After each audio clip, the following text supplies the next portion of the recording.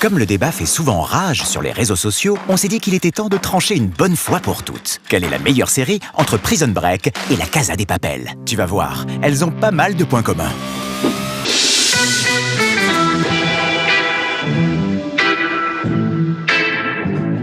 Les deux séries ont pour point commun d'avoir comme personnage principal une sorte de génie, un mastermind, bref, quelqu'un de globalement plus malin que la moyenne, avec de grands projets. Une évasion incroyable pour l'un, un braquage spectaculaire pour l'autre. Professeur, ¿qué vamos a robar?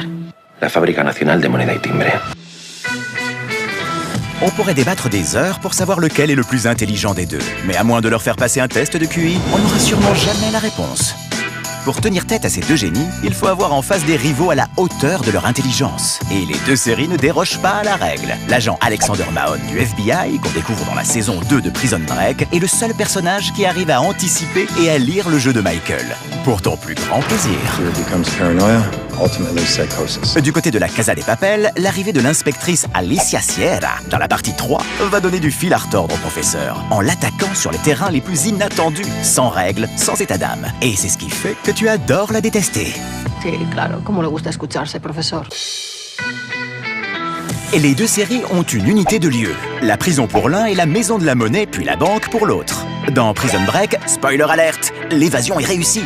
Tout comme le braquage dans La Casa de Papel, mais après une période de liberté, nos protagonistes retournent à la case départ. Une prison au Panama pour Michael Scofield et la Banque nationale d'Espagne pour le professeur et son équipe.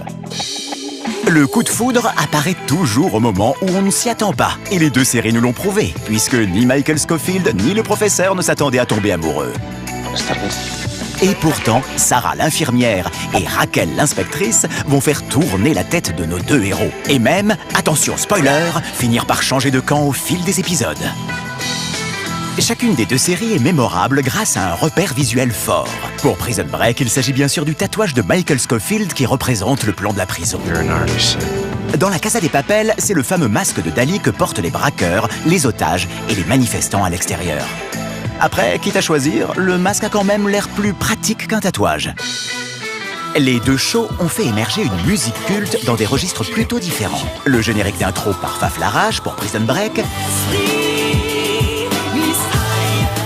et Bella Ciao pour La Casa de Papel. Bella ciao, bella ciao, bella ciao, ciao, ciao e seppellire la sua montagna. Bon, ok, difficile de les comparer, mais quand même, le générique de Prison Break, quoi.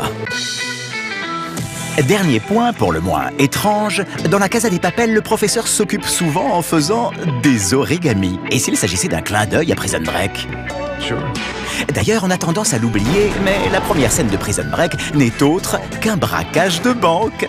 Eh oui. Entre La Casa de Papel et Prison Break, la meilleure série, et donc celle qui te fait le plus vibrer. Et oui, et on a même le droit d'aimer les deux. Wow. Tu peux bien sûr les retrouver sur Netflix, et avant que ton esprit glisse ailleurs, n'oublie pas de t'abonner.